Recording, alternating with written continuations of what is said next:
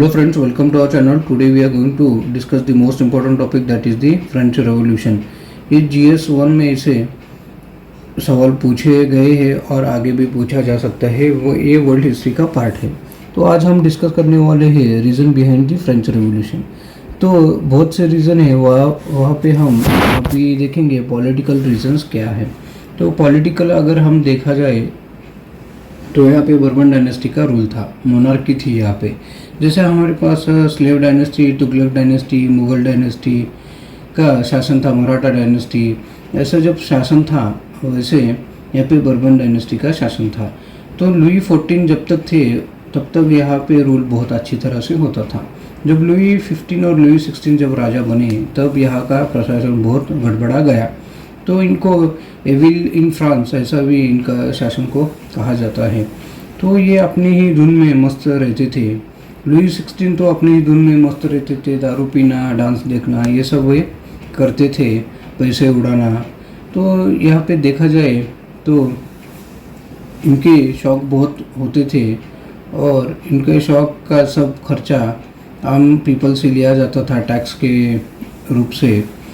तो ये पैलेस का खर्चा, लोगों का खर्चा, इनके पैसे उड़ाने का तरीका, तो ये देखा जाए तो $200 लाख पर ईयर का इनका खर्चा तब के समय में होता था। तो आराम से राजशाही ये करते थे। तो इसको ग्रेवयार्ड ऑफ नेशनल इनकम भी बोला जाता है। ओके, तो जुडिशियल सिस्टम भी बहुत अच्छी तरह से काम नहीं करती थी।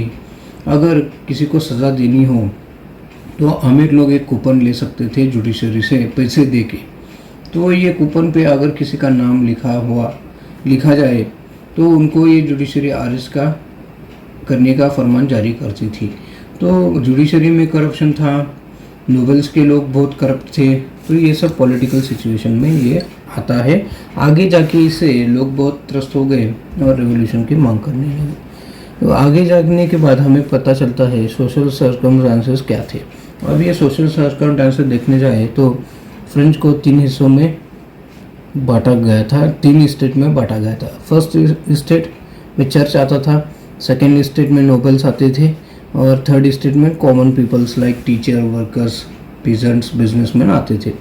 तो ये फर्स्ट स्टेट के लोग 1.5 लाख थे पॉपुलेशन में और 15% ऑफ रिसोर्सेज इनके हाथ में थी। देखो 1.5 लाख और 15% नेशनल रिसोर्सेज इनके हाथ में थी।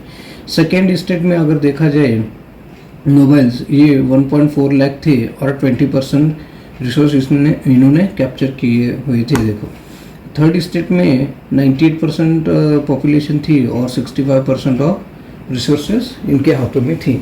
तो 98% पॉपुलेशन और 65% रिसोर्सेज मेल कहाँ बैठता है। और जब टैक्स बढ़ाने की बात हो, फर्स्ट स्टेट यस बोलेगा, सेकेंड स्टेट यस बोलेगा, थर्ड स्टेट अगर नो बोलेगा तभी थर्ड स्टेट पे टैक्स लागू किया जाता है। ये हम आगे देखेंगे क्या है।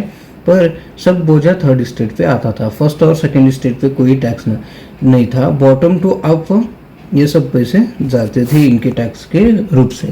तो थर्ड स्टेट ये कॉमन पीपल बहुत परेशान हुए थे, बहुत करप्शन है और हमें जीने का अधिकार अच्छी तरह से नहीं मिल रहा है, इसलिए इन्होंने आगे जाके रेवोल्यूशन किया। ये सब पूरा हम अगले वीडियो में कवर करने वाले हैं। इकोनॉमिक सर्कमस्टेंसेस क्या थी? फैमिन आए हुए थे, फैमिन आया था।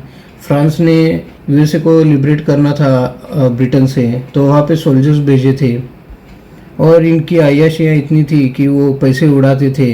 $200 लाख पर ईयर का खर्चा था।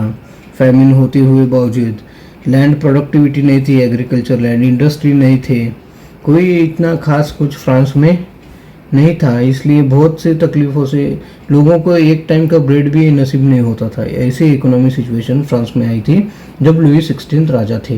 तो देखा एविल क्यों कहा जाता है इनको। तो ये सब सिचुएशन यहाँ पे एमर्ज होके आई थी। फ्रांस सोल्जर अमेरिका में थे, उनका खर्चा बहुत बढ़ गया था। तो ये सब पैसे फ्रांस के बहुत खर्चा हुए थे। तो इकोनॉमिक सिचुएशन बहुत हार्श थी। उसके बाद में अगर रिलीजियस सिचुएशन अगर देखा जाए तो ये 2 हिस्सों में डिवाइड थे। एक हायर क्लर्जी बोल के थे और एक लोअर क्लर्जी बोल के थे। ये हायर क्लर्जी नोबल्स थे तो इनको कोई इंटरेस्ट नहीं था, लोगों का लेना देना कुछ नहीं था, रिलीजियस मैटर में इनका कुछ लेना देना नहीं था, वो प्रचार भी नहीं करना चाहते थे और कुछ भी नहीं, रिलीजियस का जैसे वैसे चलने दीजिए, ऐसा इनकी मंशा थी। पर लोगों का क्या था, प्रचार होना चाहिए, रिलीजियस की बातें हम दूसरों तक पहुंचाना चाहिए, ऐसा सब डेवलपमेंट होना चाहिए रिलीजियस में, ऐसा इनकी मंशा थी। और इनके दोनों में रिफ्ट बहुत थी देखो।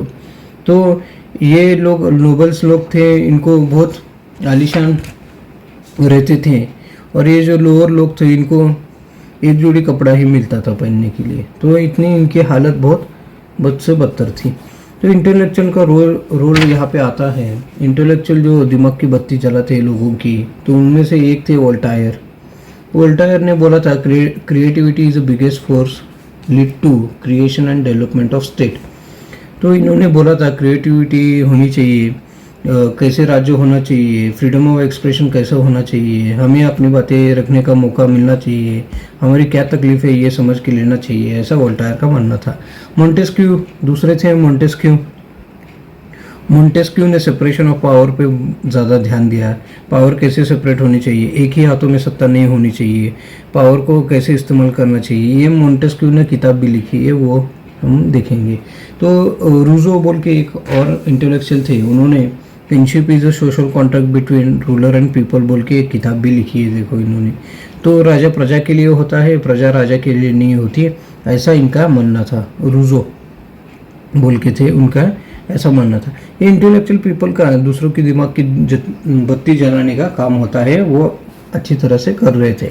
अमेरिकन रेवोल्यूशन में देखा हमने पिछली वीडियो में, अभी फ्रेंच रेवोल्यूशन में भी देखेंगे। तो अब role of American revolution, French revolution में अमेरिका का क्या रोल रहा देखो।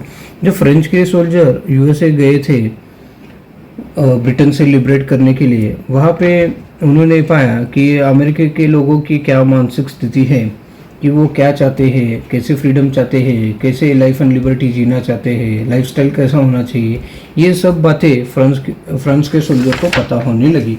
तो फ्रांस के लोगों ने सोचा कि ये सब बातें हमें फ्रांस में मिलती है क्या, हम दूसरे के देशों में आए हैं उनको लिबरेट करने, तो हमारे देशों में ये सब मिलता है क्या, हमें लिबर्टी मिलती है क्या, लाइफ अच्छी तरह से जी रहे हैं, हमें हमारा हक मिल रहा है क्या, ऐसे फ्रांस के लोगों ने सोचना चालू किया। तो ये आगे जाके रेवोल्यूशन में कन्वर्ट होता है, ये हम सब आगे देखेंगे ये क्या है, क्यों हुआ है। तो इतना बड़ा कॉन्सिक्वेंस अमेरिका का रेवोल्यूशन 1783 में हुआ था, वो फ्रेंच के रेवोल्यूशन में 1789 में हमें इसका असर देखने को मिलता है। ओके, तो इस वीडियो में बस इतना ही, अगले वीडियो में हम आगे की टॉपिक कवर करेंगे। बस आज के लिए इतना ही। Thank you so much.